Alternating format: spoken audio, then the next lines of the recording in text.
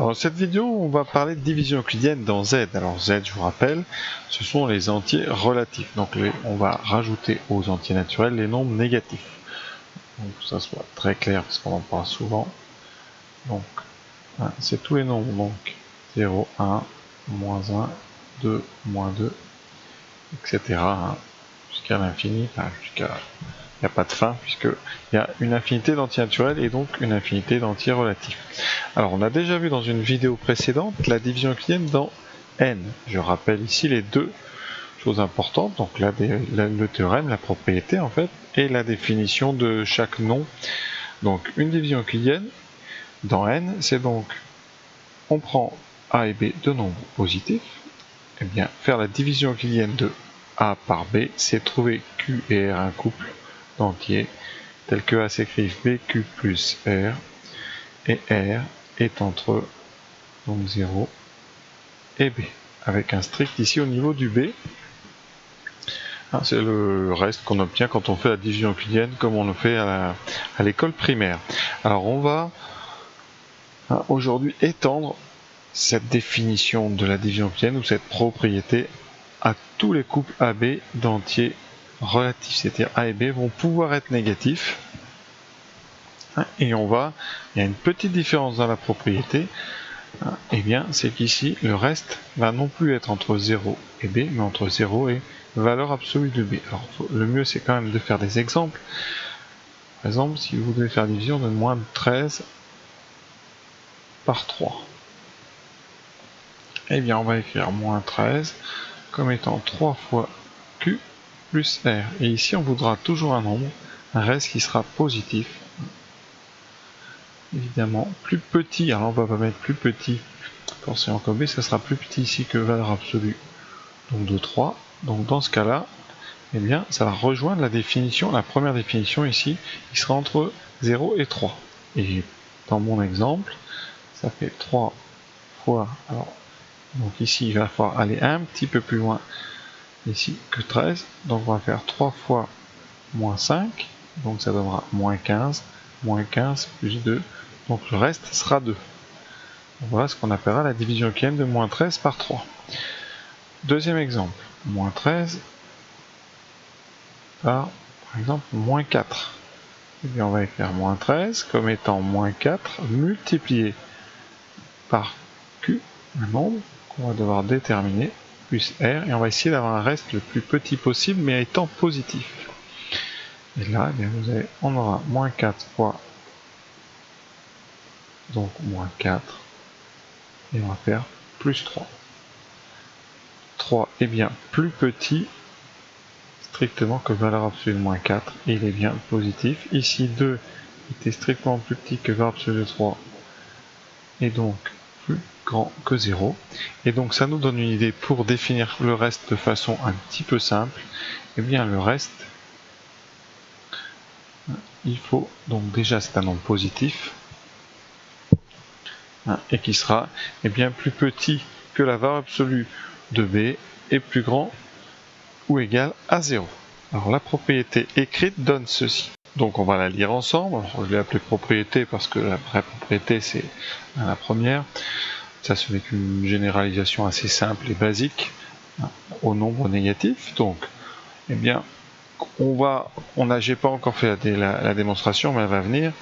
Donc la démonstration partait d'un encadrement de A par des multiples de B. Et bien on va faire exactement la même chose et ça nous permet d'avoir cette propriété de façon très simple. Et vous voyez que la seule différence ici, c'est que le reste sera donc supérieur à 0 et plus petit strictement que la valeur absolue de B. Et eh bien la propriété, c'est que ce couple QR, il est unique.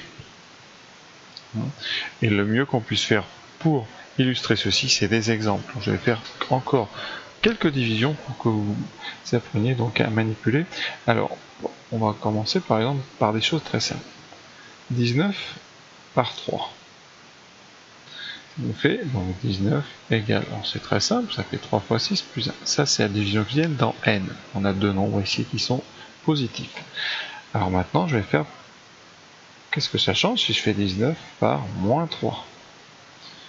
Eh bien, 19, c'est tout simple, on va se servir de ça. On a le droit d'avoir un quotient ici Q, qui est négatif, puisque Q appartient à Z. Et donc, ici, on va se servir de ça. On va dire que 19, c'est moins 3 que multiplie, tout simplement moins 6 plus 1. Et donc, le reste ici sera le même. Ça veut dire qu'on divise par 3 ou moins 3, le reste par la division euclidienne sera le même. Si on fait moins 19 par 3, alors il faut écrire moins 19 comme un multiple de 3, avec ici un reste qui sera donc entre 0 et 3. Alors il va falloir ici, quand on fait les multiples de 3, il va falloir essayer d'aller un peu plus loin que 19. Donc on va faire 3 fois 7. 3 fois 7, 21, donc on va faire 3 fois moins 7, qui nous donne moins 21. Et donc on va devoir rajouter 2 pour revenir en arrière, et donc on aura plus 2. Au niveau d'une échelle des entiers, ça va se passer comme ça. Vous avez, eh bien, donc 0. Ici, vous avez moins 19 qui est quelque part. Et vous allez devoir, eh bien, enlever des multiples de moins 3. Ou en rajouter, ça dépend quand vous voyez les choses. Donc vous faites ici, ben, 1 fois 3, 3, 3, jusqu'à temps que vous passiez 0. Et à un moment, vous vous retrouverez forcément entre 0, obligatoirement, et 3. Vous allez forcément avoir ici une flèche qui va arriver dedans. Et bien, c'est très simple. Ici, ça sera la 7e. Quand on va, eh bien, ici, enlever tout simplement, rajouter 21. Et vous arriverez à 2. La traduction de cette chose-là, c'est que moins 19 plus 21 vaut 2. Donc moins 19 égale moins 21 plus 2. C'est ce qu'on avait ici utilisé. Quatrième division possible, moins 19 par moins 3. Ça donne moins 19 égale, alors on va réutiliser ça. Par contre, une fois que vous avez fait la première, vous pouvez faire la deuxième directement en inversant les signes. Moins 3 fois 7 plus 2. Donc attention, en fonction des signes, le reste peut changer.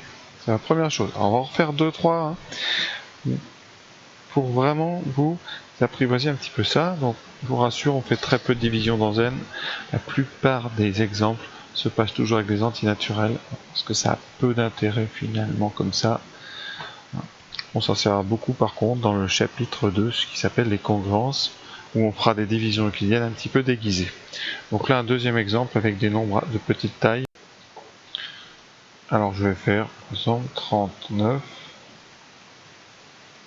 par, on va dire par 7. Donc si on fait 39 par 7, alors je vais commencer à vous dire, le reste doit forcément être entre 0 et donc strictement plus petit que 7. Donc on doit écrire 39 comme 7 fois quelque chose, plus un nombre entre 0 et 6. Alors là, on cherche le multiple de 7 plus près de 39 juste avant, donc c'est 7 fois 5 qui fait 35 plus 4. Donc on a un reste ici qui est bien entre 0 et 6 inclus. Maintenant, si on fait 39 par moins 7, aucun problème, on doit toujours avoir un reste entre 0 et valeur absolue de moins 7, donc entre 0 et 7. Ça nous donne 39, qui va être égal à moins 7 fois, eh bien là c'est là l'astuce, fois moins 5, qui fait 35, et donc on aura le même reste. Si on doit faire moins 39 par 7, alors là on va faire attention, le reste va être entre 0 et 7. On va écrire moins 39. Voilà. Et si vous écrivez, par exemple, comme tout à l'heure, un petit peu 7 fois moins 5, vous aurez donc 7 fois moins 5 qui fait moins 35, et vous en manquera moins 4. Bon, le problème ici, c'est que moins 4 n'est pas entre 0 et 7. Donc ce n'est pas une division euclidienne. Il va donc falloir aller chercher un multiple un peu plus grand en valeur absolue, c'est-à-dire 7 fois moins 6, qui va nous donner moins 42, et vous aurez donc plus 3. Et là, 3, eh bien, c'est bien un reste entre 0 et 7. Donc ceci est une division euclidienne. Voilà. Ici, ce n'est juste qu'une écriture qui n'est pas fausse, mais qui n'est pas ce qu'on appelle la division euclidienne de moins 39 par 7. Alors je vais faire moins 39 par moins 7. Ça veut dire que 0 donc, est inférieur ou égal au reste, qui doit être strictement plus petit que valeur absolue de moins 7, donc 7. J'écris ce que j'aurais pu écrire aussi ici. Donc là, l'avantage, eh bien, on va réutiliser ce qu'on vient de dire, c'est moins 7 fois 5. Alors, on met juste le moins devant, et ici on l'enlève. Ah oui, par contre, celui-là, vous voyez, sera faux, donc c'est celui-là que je devais utiliser, donc ça sera moins 7 fois 6 plus 3. Et donc on a exactement le même reste.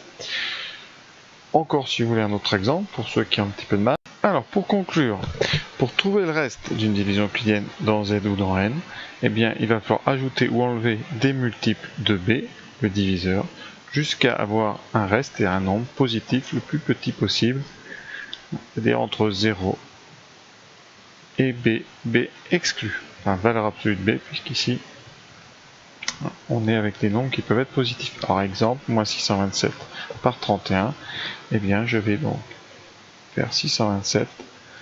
Ce que je peux faire, c'est enlever donc, premièrement, donc on va lui rajouter 10 paquets de 31, donc on va faire moins 310. Alors comme il y a un négatif ici, ça sera tout simplement plus 310. Et on va passer, vous voyez, déjà à moins 317. On est beaucoup trop haut. On continue, on rajoute encore 310 et on va passer à moins 7. Problème, on a un nombre négatif, donc c'est pas encore le bon reste. On va rajouter juste, et ici, une fois 31, et donc vous obtiendrez 31 moins 7, c'est-à-dire 24. Qu'est-ce qu'on vient de dire? Eh bien que moins 627, c'était moins 310, ensuite plus 31, moins 31, pardon, plus 24. Autrement dit, avec des multiples, ici on va factoriser tout ça, on a donc fait 10 paquets et une unité, donc on a 31 qui est multiplié par moins 22, plus 24. Et là on a bien ici un nombre, 24, qui est entre 0 et 31. Oui, c'est loin d'être évident. Et ça, cette idée d'enlever des paquets ou de rajouter des paquets du diviseur, eh bien on va l'utiliser beaucoup cette année. Il va falloir prendre des habitudes. Alors je vais le refaire une autre fois pour vous montrer un petit peu toutes ces additions, ces soustractions. Alors, faisons maintenant la division de 833 par 17. On va partir de 833. On évite la calculatrice. Pour l'instant, on essaye de raisonner un petit peu. On va, eh bien, ici enlever des paquets de 17. Alors je vais enlever tout simplement 170. Je peux aussi enlever, eh bien, une deuxième fois 170. Pour l'instant, vous voyez, j'ai enlevé 340. Alors j'aurais pu aussi enlever tout de suite 680, c'est-à-dire le double de 340, donc 4 fois 170. Vous devez calculer 833 moins 680, donc vous êtes à 20 de 700, et après il vous reste 133 à faire, donc vous arrivez ici à 153. Vous venez d'écrire que 833 c'était 680 plus 153. Vous voyez, rien de miraculeux pour l'instant. On va, et maintenant, eh bien, il faut continuer à enlever des multiples de 17. Alors si j'en enlève trop, si par exemple je fais moins 170, je vais arriver à combien? Eh bien je vais arriver, vous voyez, à moins ici 17. Qu'est-ce que je viens de faire? Je viens de dire pour l'instant que 833 c'était quoi? Eh bien c'était donc 4 fois 170 plus ici 170 moins nos 17.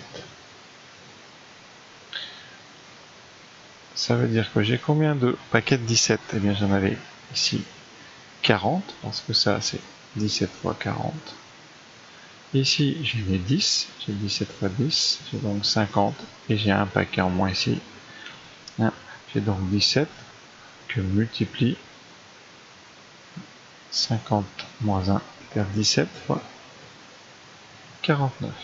Et ici j'ai un reste égal à 0. Conséquence, eh bien 833 c'était un multiple de 17, et donc mon reste est nul. Encore un exemple. 833 par exemple par 13. Alors on va partir de 833 et on va lui enlever des multiples de 13. Alors on peut faire une liste avant des multiples de 13. Vous avez 130, 260, alors c'est multiplié par 2, 520. Vous pouvez même additionner ici par exemple 520 et 130, qui nous donnera 650. Donc tout ça ce sont des multiples de 13. Il faut essayer de trouver celui qui va se rapprocher de 833. Donc, on va commencer à faire la soustraction. Donc 833 c'est donc Et bien si on enlève 650, il nous reste ici 50 et 133, il nous reste 183. Donc on peut encore enlever 130. C'est-à-dire qu'ici j'aurais dû enlever tout de suite 780. Parce que 780, d'après mon tableau ici, c'est un multiple bien de 13. Donc si j'enlève 780, ça veut dire tout simplement que j'enlève moins 130, enfin que j'enlève 130 encore, et je passe à 53. Pour l'instant, je résume, j'ai dit que 833 c'était 650 plus 130 plus 53, c'est-à-dire ici 780 plus 53. Ouais, et je vais continuer à enlever des multiples de 13. Alors le multiple de 13, tout près de 53, eh bien vous avez 52, qui est donc 4 fois 13. Et il me reste un 1. Bilan 833, c'est donc 780 plus 52 plus 1. Et ici, vous avez des multiples de 13. Alors c'est combien de fois 13 tout ça, hein? C'est donc 832 plus 1, sachant, on voit ici, un multiple de 13. Alors combien on a de fois 13 dans 780? Alors ici vous avez 10 fois, 20 fois, 40 fois. Donc vous avez 40 fois et vous avez encore ajouté ici, donc 10 fois 13, 20 fois, 40 fois, donc c'est ça plus ça. Vous avez donc 60 fois ici 13 plus 4. Donc vous avez 64 fois 13. C'est-à-dire 13 fois 64 plus 1. Je ne prends pas de machine pour vous forcer à faire des calculs, hein. Voilà, alors comment on fera après, d'ailleurs on va faire tout de suite. À force de faire justement ces petites soustractions successives, eh bien on ne s'embête plus. On allume la calculatrice, on divise 833 par 13, et vous retrouve cette idée avec la machine. On va bien faire cette division. La machine va nous donner un nombre décimal avec des virgules certainement. Voilà, la machine me donne 64,076, etc. Et bien ensuite, vous avez juste à faire 833 moins 13 fois 64, et il vous reste 1. On ne s'était pas trompé. Voilà, ma méthode est un petit peu ici très peu pratique, c'est le moins qu'on puisse dire, donc évidemment qu'on fera autrement. On essaiera d'être beaucoup plus subtil et faire d'un seul coup d'enlever tout de suite le bon nombre de multiples. Voilà, donc toujours, et je répète, même si vous avez l'impression que je rabâche, il faut un reste ici. C'est ça qui fait tout. C'est-à-dire vous enlevez un certain nombre de multiples de 13, et vous devez avoir un reste ici qui est entre donc 0 et 13 exclus. Voilà, c'est vraiment la base, chose capitale pour les divisions euclidiennes, qu'elles soient dans Z ou dans N. Alors là, pour bien compléter et vraiment finir, si j'avais pris moins 833 par 13, eh bien j'aurais dû écrire que, donc pour commencer et se servir de ce qu'on vient de faire, ben, moins 833, c'est donc moins 832 moins 1. Moins 1, ça ne me convient pas. Je vais donc rajouter ici 13, donc ça sera moins 832. Ici, je vais aller un peu plus loin, donc je rajoute 13, ça sera donc 13 plus 32, 45, donc je vais aller jusqu'à 45. Et ici, je vais devoir rajouter 13, donc plus 12. Donc, moins 833 par 13, eh bien, ça s'écrit donc 13 fois moins 65, je rajoute 1 à 64, plus 12. Donc voilà, cette vidéo s'achève. Bon, c'est loin d'être évident quand on fait des divisions euclidiennes avec des nombres négatifs. Ça va se mettre en place dans le temps quand on va faire des congruences. Vous aurez l'habitude d'ajouter, de soustraire des multiples. Donc là, j'ai tenu à faire ça sans calculatrice pour vous forcer à faire des calculs de tête parce qu'on va en avoir très souvent besoin, notamment tout ce que j'ai fait ici dans la marge, ces petites additions de multiples, il faut petit à petit s'habituer. Mais pas de panique si ça ne rentre pas dès aujourd'hui. Maintenant, je vous propose ensuite, dans les vidéos qui vont venir, des exemples plus ou moins simples qui vont parler de la division euclidienne.